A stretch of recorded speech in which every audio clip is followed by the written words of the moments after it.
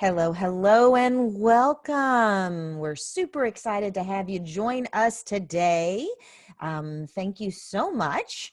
Today is another rendition of our Leading in a Crisis virtual summit, actionable business and HR strategies for navigating crisis and change. But today we're going to do something a little bit different that I'm super excited about. Mark Freeman is with us again. Hello, Mark. Hi, Anissa. Glad to be here. I'm so glad you're here. Today is Awakening Your Sleeping Genius, Dream Interpretation for Business Solutions. And if we had perhaps talked about this topic 6 months ago in reference to, a strategy for HR and, business growth, I probably would have laughed at us and gone, look, we can talk about that in private, but I'm not going to put that on the wall for everybody to see. Even though I'm super thrilled about it, I know that typically in business, this is not something you bring to the forefront. And I know today we need all the help we can get. So I'm in for this. Great.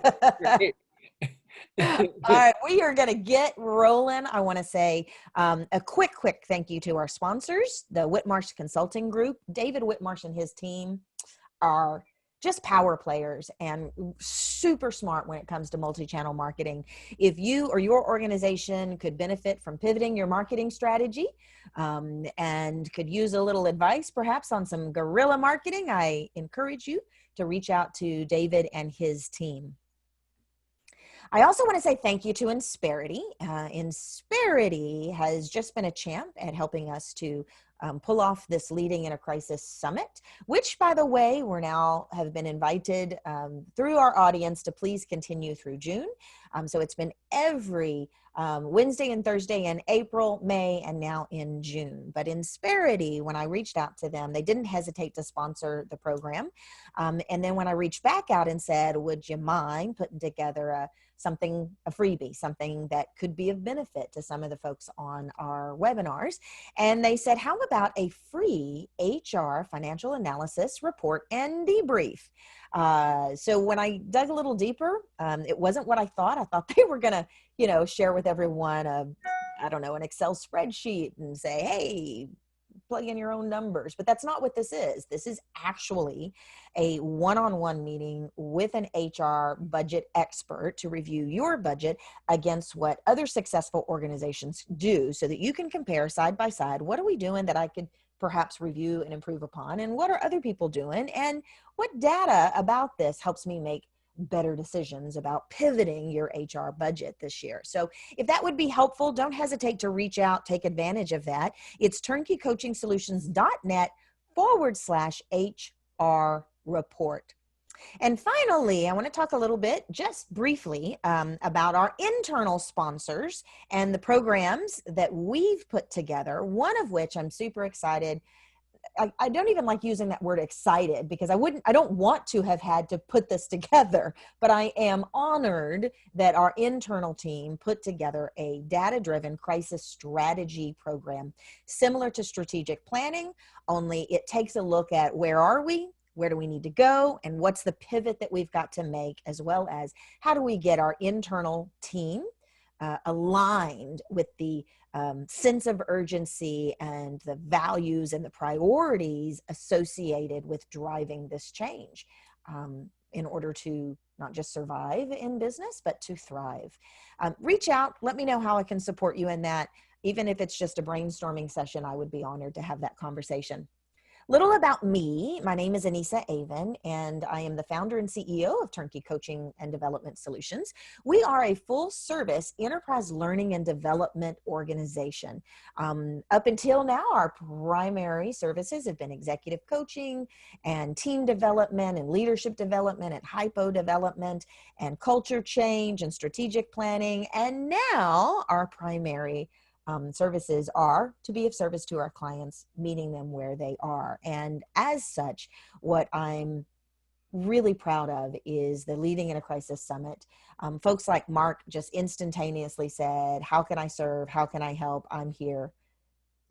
let me be of service. And so we're still adding speakers all the time. Now we've got 50 plus speakers and experts, and I would welcome your input as to who else would you like to see and how can we be of service. So today, meeting with Dr. Mark Freeman. Mark is an executive business coach. He's a licensed marriage and family therapist. He's an adjunct faculty for Rollins College in Winter Park, Florida, and has been also for Stetson University in DeLand, Florida. I think that's how they say that, in both graduate and undergraduate programs. He has a doctorate of philosophy. He has a master's of science, a master's of art. He is never finished learning. He's really with Turnkey, he's one of the most consummate master trainers who can support teams in their development that we've ever worked with. So I feel honored, Mark, to be able to play in this sandbox with you. Well, me too. I love working with you guys. The partnership has been fantastic since you found me on LinkedIn. It was great. And that was, oh gosh, she's over 10 years ago, maybe. Wow. It's quite some time, but we've worked a lot together on so many different projects and companies and organizations. It's been great fun. I'm so glad. So tell us what we're going to learn today and this crazy topic about dreams. Yep. Okay. So I want to prove to you that while this may seem like a really big outside the box kind of thing to be doing today, I don't really think it is. And I'm going to sort of build an argument for you and build a case for the idea of creative dream incubation from history. Also, we're going to help you with your recall strategies today. Help you to learn and practice dream incubation to solve business problems, and give you some examples of solutions that have been created around the world using this technique. Many of our literary leaders and musicians and doctors have used this technique, not so much intentionally as I talk about today. I really want us to use it intentionally. It becomes really important in this time frame to get new innovation and new practice. I think HR professionals can utilize this. I've even done it with some teams where there's a real gnarly, hard business problem, and we'll dream incubate. Just another solution in all the other solutions that you're trying to learn how to solve problems in business. All right, so let's go to the next. All right. So the first thing you have to do is change your mindset to, it's just a dream. Doesn't matter. And to refute for yourself the nonsense belief that they don't mean anything, they're stupid, they're silly, they come at night. I want you to take the experiment today to take the leap of faith that, yeah, maybe after today I learned something about dreams, that they're another tool in my toolbox to solve difficult problems in HR, in business, etc. So I'm asking you today to take the challenge to refute the nonsense belief that it doesn't mean anything, it's a waste of time. I'd like for you to keep a journal and a pen or a pencil by your bed so you can jot down a dream. And think about this, that 1/3 of your existence is while you're asleep. Why not utilize that time effectively and consciously in a way, or in a powerful way? This is all to increase your dream recall. Waking up naturally and not going to the bathroom first.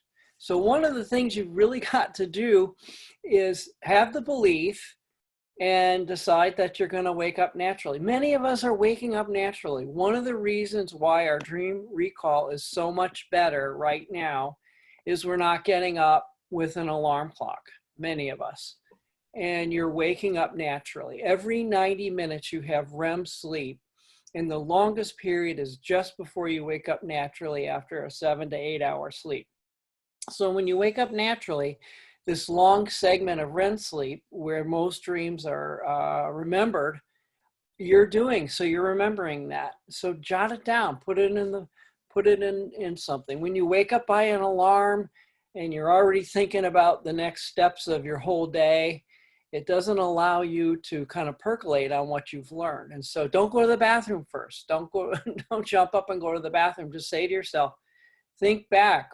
And if you have a dream incubation question, which I'll talk about in a moment, it's a difficult problem question that you ask yourself over and over and over before you go to sleep that is not a yes and no answer. Like, for example, where is this relationship going with this organization that we do so much business with? Where is this relationship going where we're doing so much business with ABC company? So whatever it is that you want to know that's a conundrum for you, you're repeating that question over and over and over until you fall asleep. It beats counting sheep because you're actually partnering with your unconscious to get a solution. I want you to stay in bed for 3 minutes before you get up and asking yourself, think back to the night when I was saying that question. Do I remember anything? Is there anything? One of the techniques that I developed in my classes when I teach this in college is the 360 maneuver. You stay in bed for 3 minutes, you lie on your back, you think, close your eyes and say, what did I dream? Is there anything I can remember? And after a few minutes, like 30 seconds or so, turn over on your left shoulder, on your side, and do the same thing. Turn over on your stomach, 30 seconds, do the same thing. Turn over on your right shoulder, same thing, and turn over looking face forward again. You'll a lot of times remember your dream if you do that spin maneuver. You got to ask yourself, bring me this dream, bring me an answer to this question. And as I said before, your REM cycles, which is rapid eye movement, they discovered in 1953 by looking at babies.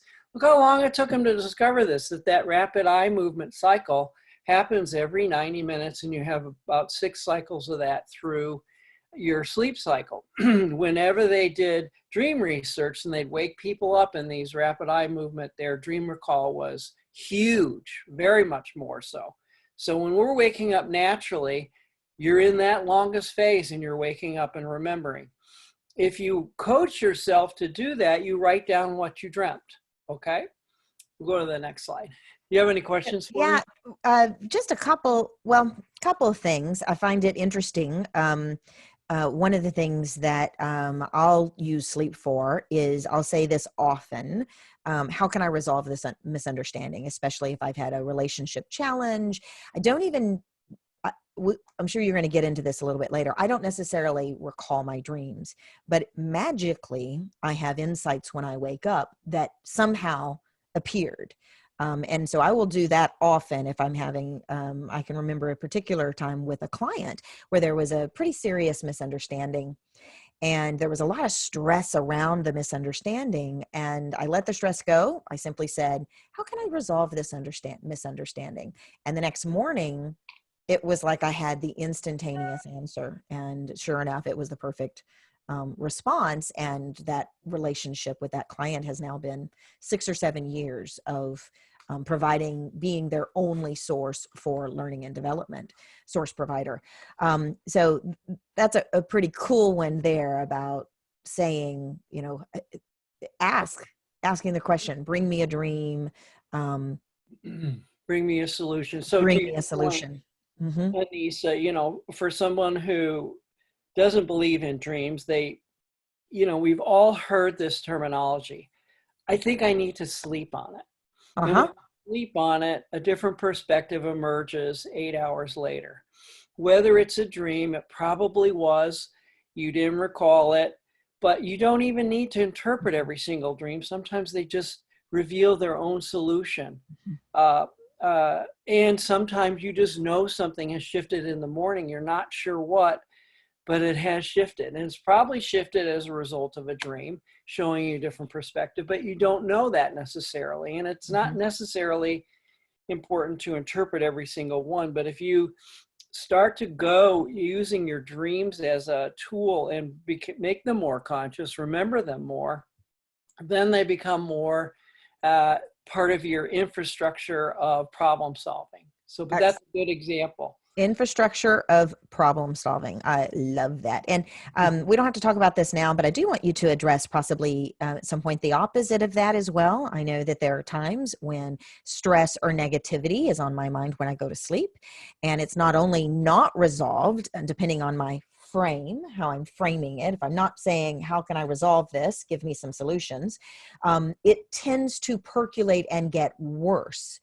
So I'd like to hear your perspective. It's, at some point on this, how people use the negative approach. Okay. Yeah, I will do. Okay, perfect. All All right. right. Let's go to the next slide. Let's see. So when I do this with students, the two key issues for them are, where am I going to put my career? Where I got to find out what I'm doing with my career and get the best choice for myself on that. Or a relationship, like Anissa mentioned, and that happens so much in business, we don't sometimes think about it, but the best way to use dream incubation is when there's a relationship difficulty, because it gives you that. What Freud said way back when is the two things most important in life are love and to work. In the work and the thing that you love to do, and to love and find someone. So dream incubation really facilitates work problem solving and deciding what work is best for you, and relationship problem solving. So it's very important to choose the right night to do this, to your point earlier, Anissa. You've got to choose a night where you're not completely emotionally hijacked. Mm-hmm. You're intrigued, you might be bothered or annoyed with something, but you want to choose to resolve it by really mulling over the whole thing. You want to do it when you're not taking a CNS depressant like alcohol. Choosing the right night is really, really important, okay? And then the incubation part is for you to actually discuss with yourself, what are all aspects of this conundrum? And maybe it involves journaling and writing it down. And you think about it and you think about it, and you want to come up with one single question, one line that's open-ended, not a yes or no, that captures the essence of really what you want to resolve.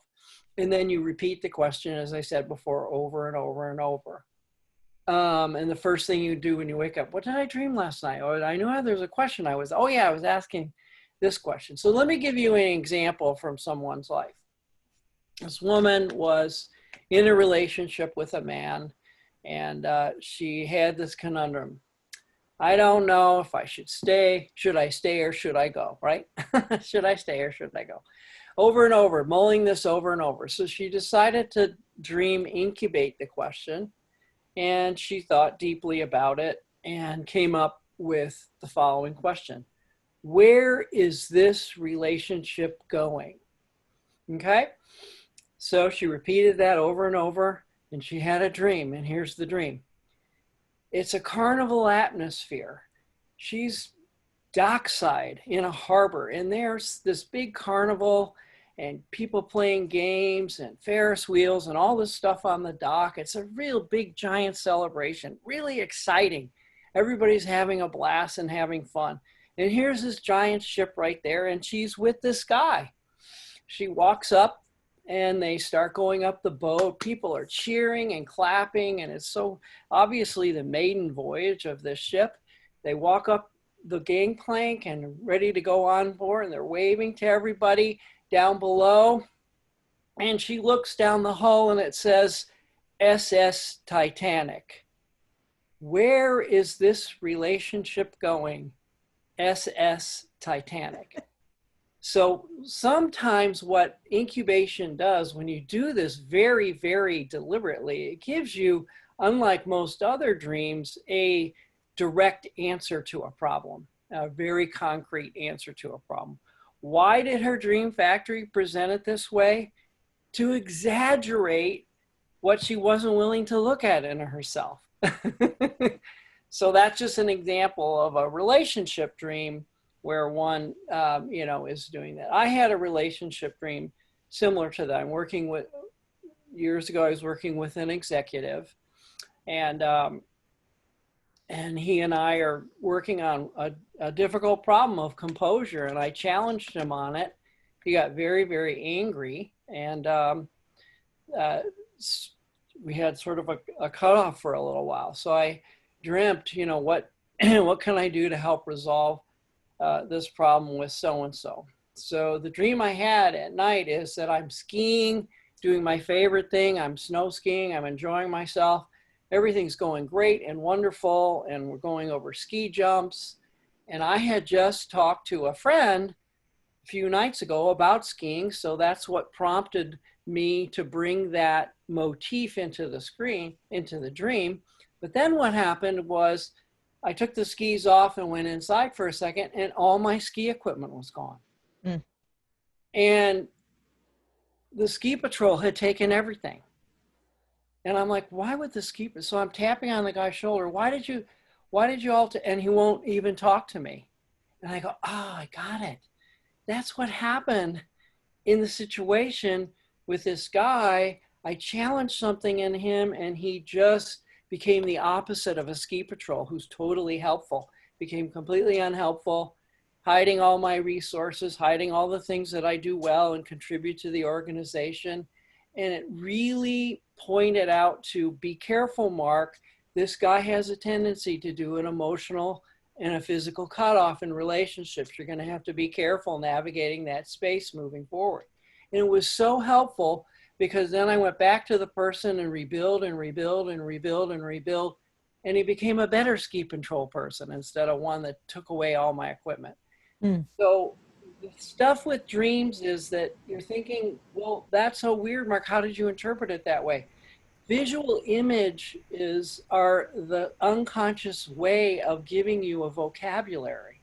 All your images are unconscious, but they're still a vocabulary. Those images mean something to you. So what we tend to do is that, well, what's a ski patrol, Mark? And then I use Gail Delaney's approach, which is fantastic. She was brilliant in this. She took what was out there that was very, very confusing and very grounded it to make it pretty sensible. So I'd say, well, what's a ski patrol? It's someone who is trained in medical to help you on a ski slope and da-da-da-da-da. Well, they're acting the exact opposite. Instead of being helpful, they're not being helpful. She uses a technique called come from an alien planet. So I said, well, I come from Mars and I don't know what a ski patrol is. Give me 3 things about them. And when you begin to decode the dream and all the images in the dream, their ideas become very, very simple for you to understand because it's my sense of what that is from my life experience, and those 3 aspects of that then point to why I chose that for my dream to help me unpack it and decode it in the way that I did. So here's an authority figure who's benevolent, not acting like a benevolent authority figure. Interesting. Okay, well, who in that is like that in my life? Oh, it's like that executive I was working with. So I can begin to understand and unpack it by asking the right kinds of questions. Let's keep going, though. I don't want to go so deep into that. But that's one way for interpretation. Here's the most famous examples that if I can't convince you in any other way, Abraham Lincoln, if you read the history, dreamt for 2 weeks straight of his own assassination, seeing himself lying on a bed with his feet hanging over with women wailing on his bed. Oh my God, the president's been shot and killed. He dreamt that for 2 weeks prior to his assassination. Mathematicians constantly, before they go to sleep, when they're stuck on an equation that they want to know the answer to, will incubate that until, and often the next day, have a solution by that. The famous man Kekule dreamt of the benzine ring, of the snake eating his tail, that famous example, that twisting action helped him visualize the formulation of DNA and the benzine ring. Styron dreamt of Sophie's Choice, the very famous Robert Louis Stevenson dreamt of the book The Strange Case of Dr. Jekyll and Mr. Hyde, Wagner would say, my poor little brain couldn't think up all these compositions. I am just recording them when I wake up. Descartes' ideas. And then I think that one of the fascinating cases is Mendele, who has created the periodic table. And he's sitting here, and I think to your point, Anissa, is when we ruminate a lot about something, you know, it's in our consciousness all day long, this problem that we're trying to spin over on our head. And then the dream sometimes gives you the solution. In his case, the whole periodic table appeared to him. He had holes in it, and he had and wrote down the masses of weights of every single element. And then over the next 2 years, he only found 1 or 2 mistakes in that visualization from that. Crazy. You know? So if you're thinking about, well, what's the usefulness for this of business? Gail Delaney taught dream incubation at Stanford University's Masters of Business.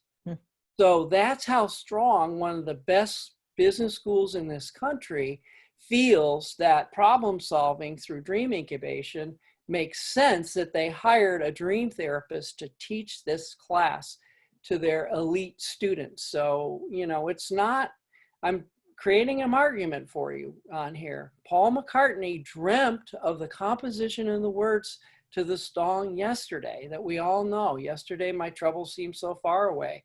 Now they're here to stay. How many of us have had that problem in our life that one day's great, the next day's not great? Well, that is really an interesting dream to have that. And he also, when the Beatles broke up, dreamt of Let It Be, because he was struggling about wanting to keep the group together.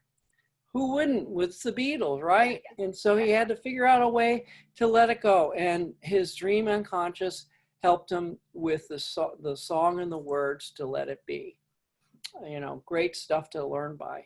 And Einstein credits his theory of relativity to a dream when he had, as a small boy, shooting down a hill on a sled in the snow and looking up at the sky and noticing that everything shifted in the universe from that speedy perspective. And he goes, wow, that's the speed of light. So it became his magnum opus delivered to the world. So I hope I'm giving you an idea that this is some tool that many of us don't use just because we dismiss it. And if we didn't dismiss it, we might solve some problems that we're having today. The other reason why we're having a lot of dreams right now is because the stakes are high and our emotions are high. Our very health is being challenged with the coronavirus. Our very livelihood is being challenged with our economy and wanting to protect our household. So that's another reason why the dreams are going. Why not harness that energy? Okay, let's move on. There we go. Okay, so I'm not going to share all these, and I said where the relationship is going. Do you know the book Misery? Mm-hmm. Stephen King, the movie? Mm-hmm. He dreamt that on a plane, Misery, and then rewrote the whole story. And within 2 hours, he had most of that written. I feel that Stephen King has to write those books, because those things that he writes about and turns into movies are so horrific. You've got to get them out of your body. Yes. You put it out there. So he expresses it in that way. And a lot of it is the dreams want to be expressed. And that's where you're going to find out how things really work. So here's some other famous business examples. Larry Page, the person who started Google. His dream was, I dreamt I downloaded the internet. What did he do? He downloaded the internet. James Cameron, who did Avatar, he dreamt of Terminator. And that became a whole series of movies and sci-fi that we all love. So anyway, so I think what is CNS communication? Central nervous system communication. that you're communicating with your central nervous system. There's one guy who actually dreamt of a brain chemical called acetylcholine. And he was a doctor, and he dreamt that and then discovered the chemical in the brain that had an impact also on heart. Jack Nicklaus had really bad stenosis in his arm, and it was affecting his golf swing, and he went through a bad slump.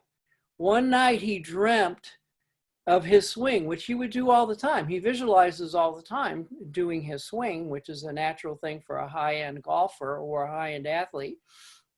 But this one, he noticed in the dream that his grip was different.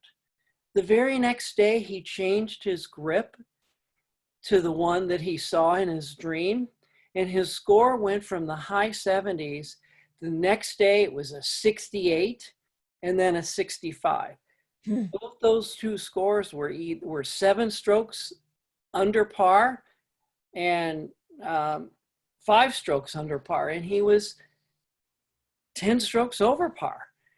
And it was that, he attributes that to that. So this is a resource that we all have, but many of us don't use it, and we're not smart to not use it. Yep. Okay, so the constructs in dreams are really that all dreams concern you. It's not about something else out there. It concerns you and yourself as the dreamer. So if you see a book and you have a dream, oh, I got to go get an interpretation, and you buy a book and it says 10,000 dream interpretations, please burn it for me. I was going to ask you. It has nothing to do with you. It's somebody else's idea about what your dream means. Your dreams are your creation, your imagery, your beliefs about that imagery. If I dream of an elephant and Anissa dreams of an elephant, we're going to have 2 different perspectives on it. And it's the meaning that I assign to that elephant and Anissa assigns to that elephant that defines what it is for us. And we unpack that based on our own life experience of what that means. And so those images get translated that way. A lot of times action in dream describes the dynamic action in our life, our hopes, our fears, our conflicts. When I gave you the skiing dream, it was joyful, it was fun. I was really playful with this executive in this company. It was fantastic. I was going over ski jumps and doing everything. And all of a sudden, the skis are gone. Everything's gone. And the ski patrols aren't talking to me, which is the CEO, okay? And it's just really interesting when you unpack the meaning of it, then it gives you a pathway towards success on moving forward. Okay, so let's move on. I want to just give you maybe these constructs to help you. Obviously, dreams offer you new insights, as Anissa suggested, when you know the next day something has shifted in that, and whether you know the dream or not, but there is a new insight. Question about that. In my mind, there's some misinterpretation that oftentimes comes with dreams, or even intuitions. And how do you know when a dream is predictive or reflective? Meaning, great question. Right. So I use a technique called bias control. Okay. And so if you get an insight, and to get around your own defensive filters of what you want to believe to be true, like, your confirmation bias. Yeah, that's what it means for me. Mm-hmm. When everybody around you goes, that's not what it means, Mark, you're completely wrong. We see you the other way.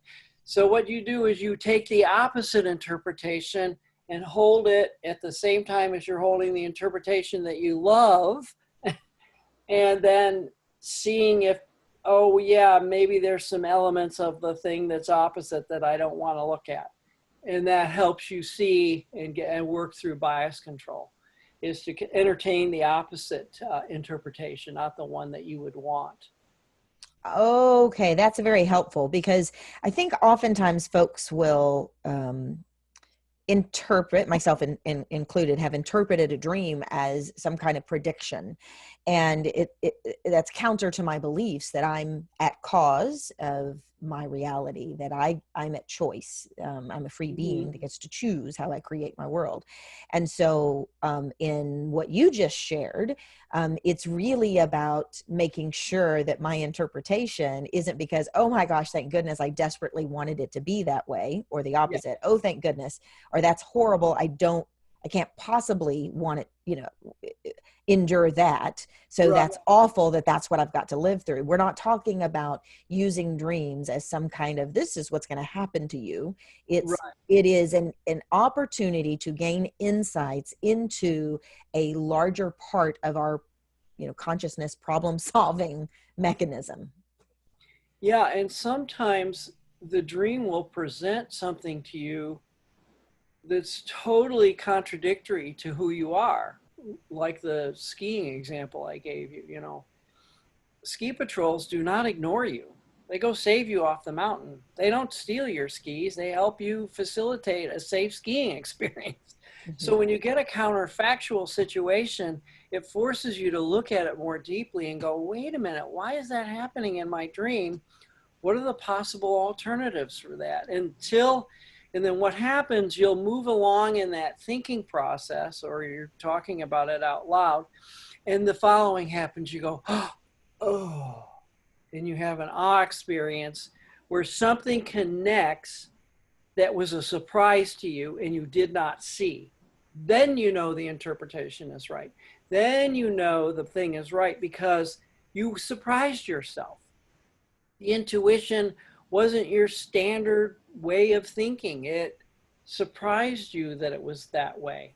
It changed your perspective and maybe turned it on its head to have you consider something oppositional to what you thought.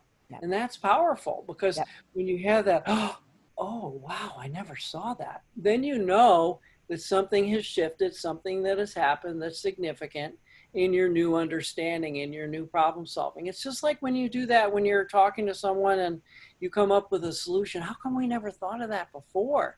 It's right there in front of us. It was so simple.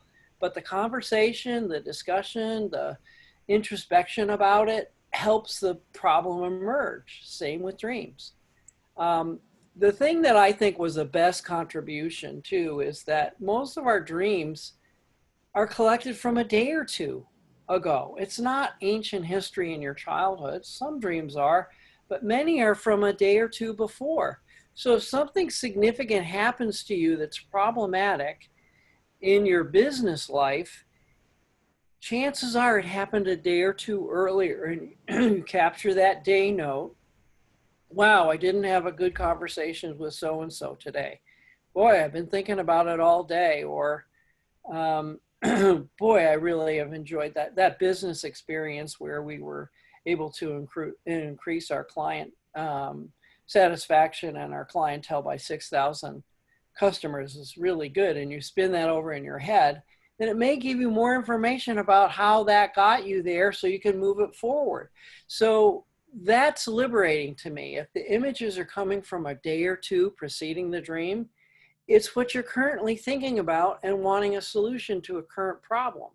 So that's liberating, that it's not coming from your unconscious in your childhood. All right, it's coming from something that happened a day or two that you're percolating about. Well, let's make that conscious and see if we can improve performance in business or resolve an obstacle in business. Same sort of thing. Excellent. Anyway, these are just kind of main constructs in helping with interpretation. Sometimes common dream imitation. You can look at dream imagery as symbolic or just toward you, idiosyncratically. Well, what do I think about such and such? And sometimes there's metaphors and symbols in them. And sometimes you'll use a sequence of events, action-wise, that exactly matched up with a business conversation you had yesterday. Boom, first there's this, then there's this, then that. Oh, my dream had this and this and that. And then, so it's not accidental. Your dream action, the action in your dream moves you forward into matching the sequence of action in your business life. And so that's fun to find out.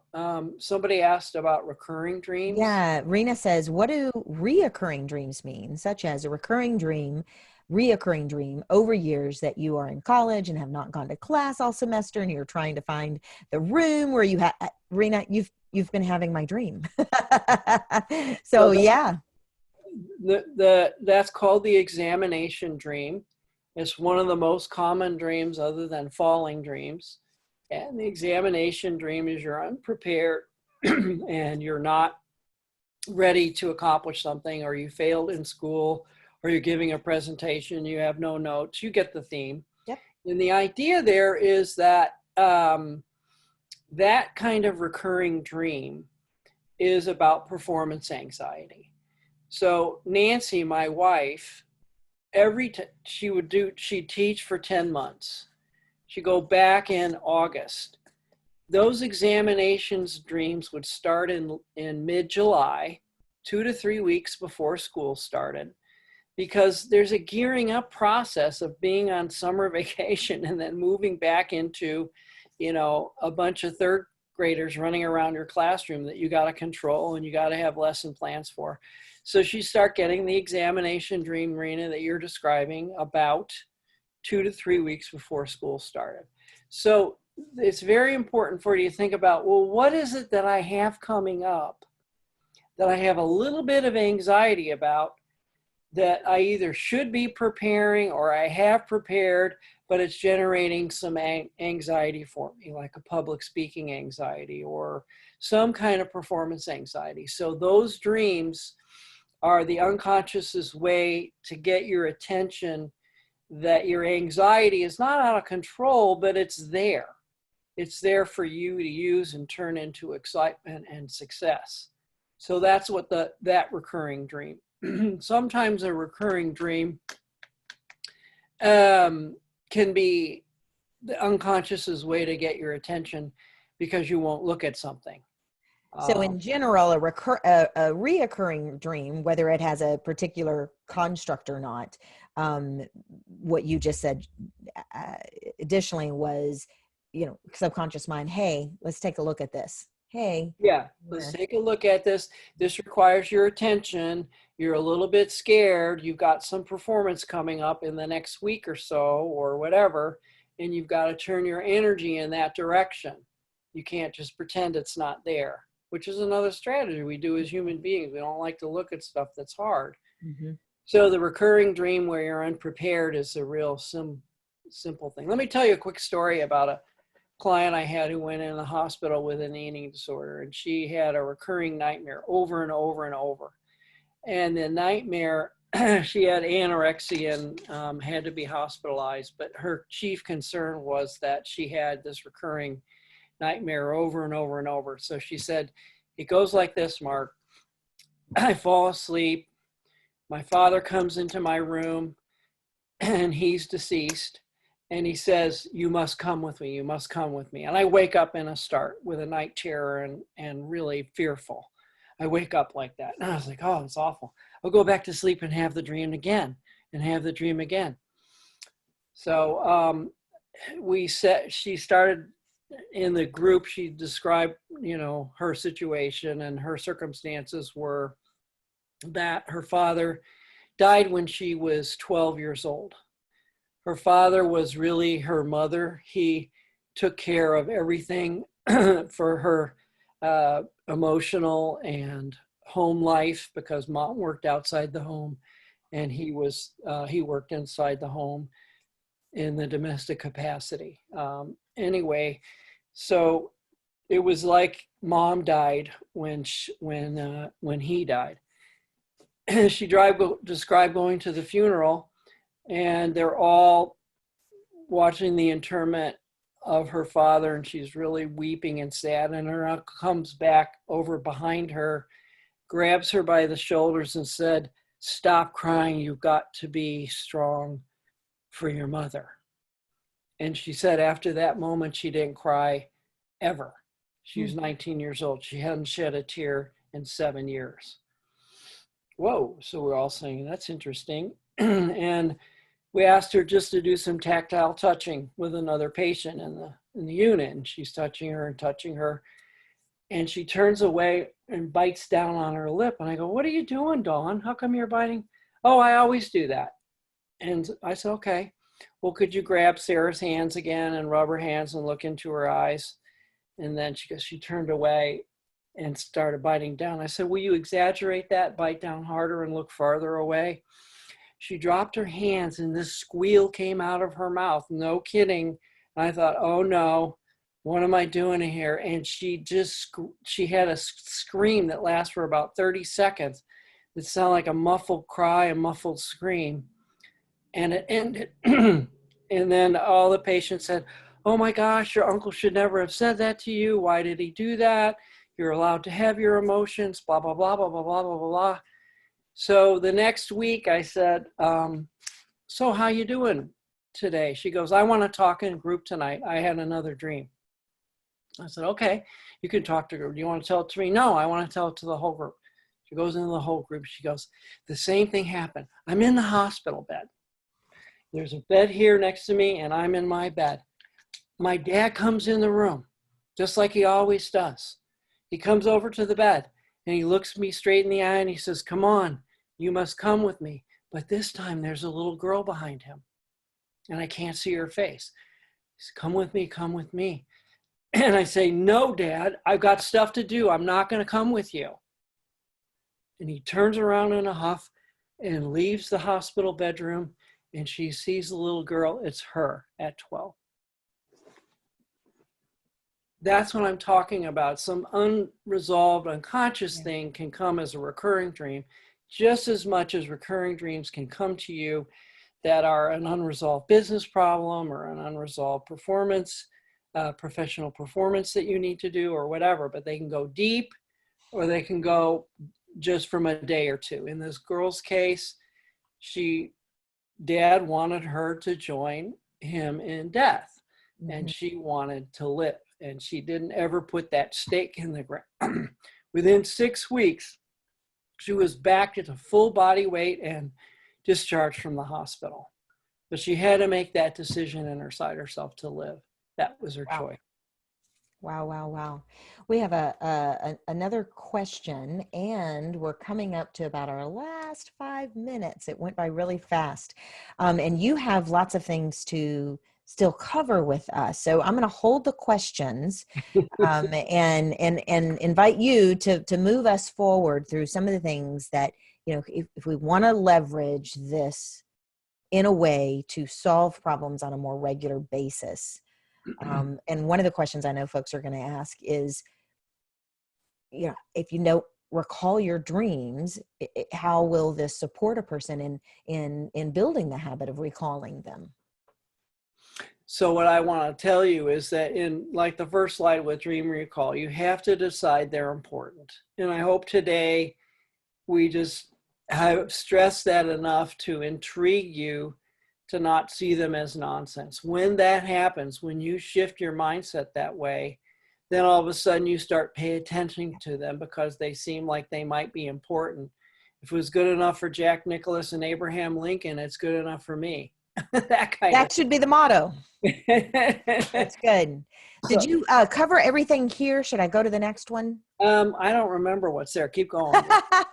Let's see. The only one was, what's this therefore and because puns?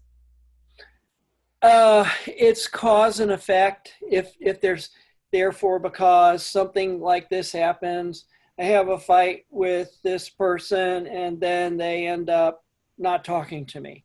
Therefore because. What in your life is like that? What in your life has a cause and effect in the last day or two that mimics what happened in the dream? That's very good. Okay. So these things are not really that important to you, other than they're techniques that, we all have underdogs, top dogs, and secret saboteurs in our dreams. We all have people that come in and we're going along fine in the dream and boom, something thwarts our effort. Just like every movie you see, there's always just before the climax, there's something that goes on that boom, it's problematic. Oftentimes you'll have a series of dreams in the same night. It's usually dealing with the same issue. You may change the scenes and the storyline, But when you really unpack it, it's really the same. And images can transform themselves, like a baby growing up in your dream.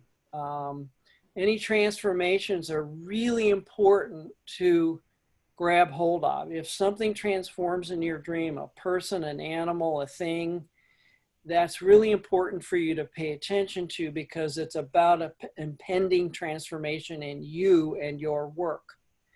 And also, I think frightening figures need to become your friends and allies. These figures in your dream they're afraid of, once you take their power away by befriending them and finding out what they're trying to do from you, they lose their power and you gain that power from them. Well, and that speaks to Susie's question about, lucid dreaming. Do you have a method for developing lucid dreaming? Yeah, lucid dreaming, the famous person who developed this was Stephen LaBarge. He wrote a book and did his PhD thesis on lucid dreaming. And one of the easiest techniques to remember is you coach yourself to look at your hands in the dream. So when you're going to sleep at night, I want a lucid dream tonight. I want a lucid dream. Look at your hands, Mark. Look at your hands. Look at your hands. As soon as you notice when you're in the dream and you've looked at your hands, you're awake dreaming. You're in a lucid dream. You're able to see what's going on because you've coached yourself to come awake in the dream. So that's the easiest technique that's used by people. But he has all kinds of several other techniques that are possible, because the lucid dream then controls the action of the dream. And there's a lot of debate about that. I told you about recurring dreams in nightmare, the case of Dawn. It's really important to say what every single feeling and emotion and mood is in the dream and say, what is like that in my waking life? That mood, that feeling I'm having in the dream, what is that? When did I experience that in the last day or two? Oh yeah, when I was talking to Sarah, da da da da da. I had that exact same feeling. Interesting how I brought that into my dream. And you can also interpret literally or symbolically. So the literal interpretations are really important. I went to a dream therapist when I was young, and I had something where I dreamt that the foundation of our house was cracked. And we talked about it symbolically. And, I was pretty diffuse with my energy, going too many different directions. I hadn't consolidated a focus of where I was going. So my foundation was cracking symbolically. But she said, go in your crawl space and check to make sure your foundation's not cracked. So I did that as well.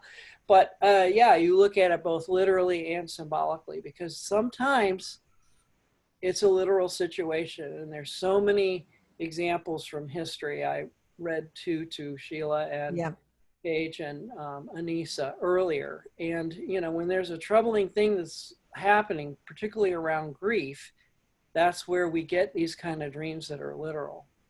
One of the things I want to point out about some of your language is you are not suggesting that there is a hard rule. This means this. In fact, if we look at your language, you're using words like tends to be, may also be, can be. And I'm pointing that out because I think all too often dream experts, intuition experts have a hard, it means X. And you've been very mindful of sharing with us that it's all about the individual and it's all about interpretation.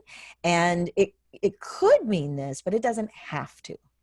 Yeah, and the good dream interviewer never imposes their dream interpretation on someone else. They allow the person to come to their own conclusions about it while offering the opposite interpretation as well.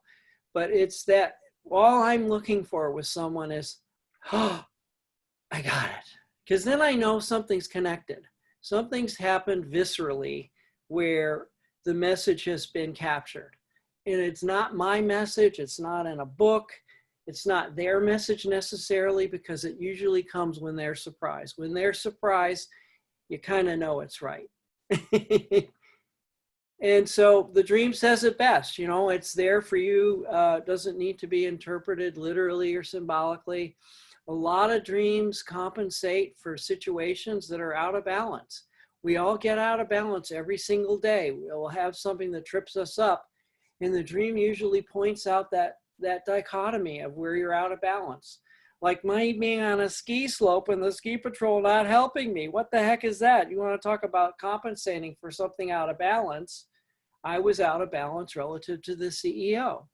So, what better symbol than to choose someone who's a nice authority, beneficial authority, turning into not so much.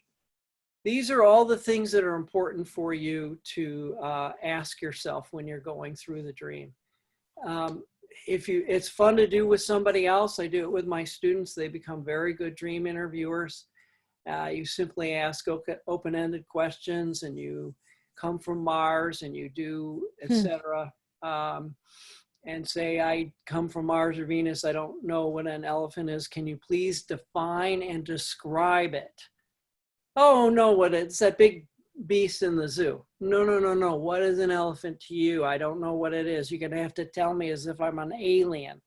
Then you get these really vivid descriptions that tell you how it links up, why you chose that image, and how it links up with a day or two before. Highlighting feelings, the settings are important, the people and the animal, any objects in the dreams, the feelings that you're experiencing as you're telling the dream, any action. And then I always like the dreamer to summarize, what are your takeaways, the bridges that you've made between waking life and the dream that help you see. And if anything shifts during that whole period, then you know there's been a transformation. Wow.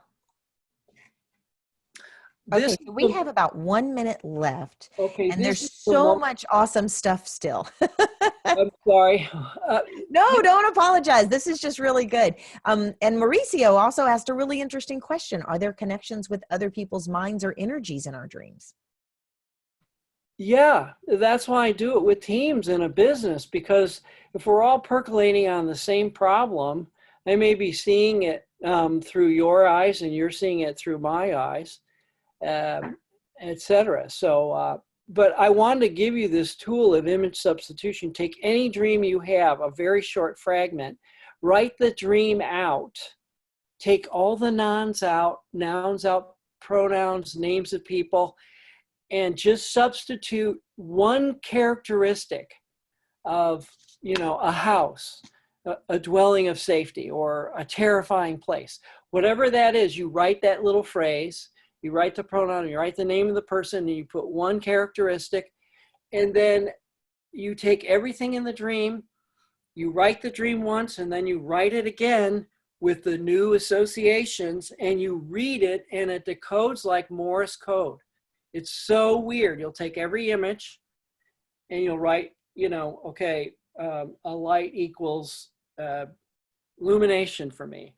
Anyway, whatever it is, and every action word. So anything that you can turn into something else that you have a different description for, and then you write it out, you're like, oh, I get what the dream means now, because I've translated all those images into Mark vocabulary.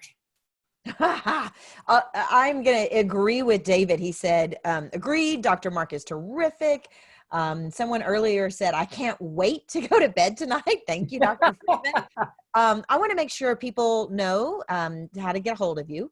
MS Freeman, I'm missing something. Freeman Associates at gmail.com. Yep.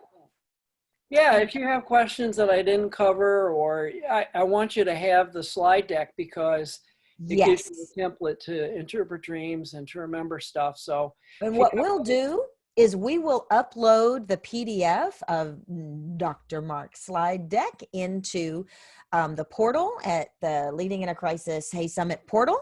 We'll also, this replay will be available in just a few hours, typically, worst case scenario, tomorrow. But Mark is also available. He has graciously agreed to be one of our master trainers in our COVID-19 sponsor specials, which looks like exactly what he just did, working with dreams to solve problems with your work groups. Also managing remote teams and supporting them, or crisis management or team development. All of our virtual training programs are buy one, get one these days. So you can can get one now and then do another one later, or use that opportunity for working with 2 teams instead of 1, for example. So back to, hold on, let me get to our contact details. Reach out to us as well. I can share with you what's going on with Mark's team development programs or anything else that he's got available. And then make sure you reach out to Mark. Mark, this has been really, really super interesting. And I'm just jazzed to actually try some of the methods that you've described here. Yeah, they're powerful. They really are, especially when you have a conundrum and you're not too totally ruminating about it, just half ruminating. That was something you said earlier, is you do have to be able, you didn't use this word, but my takeaway is you do have to be, if you're ruminating too much and you're not in the right mind space, you really do have to let that go in order to allow the subconscious mind during your dreams to help you resolve. Is that accurate? You've got to be able to sleep. And sometimes Yeah. when you're charged up emotionally, you're insomniac, and that's not going to work for you. Good point. Sheila writes, thank you so much, Dr. Mark. I enjoy your talks and positive energy. Really fun. So I'm much. glad we took a risk to do something way outside the box. Loved it. And so did everyone on the call. So glad that you guys joined us like minds. Okay. So, okay, my dear. Thank you so much. Bye-bye. Okay. Bye, everyone.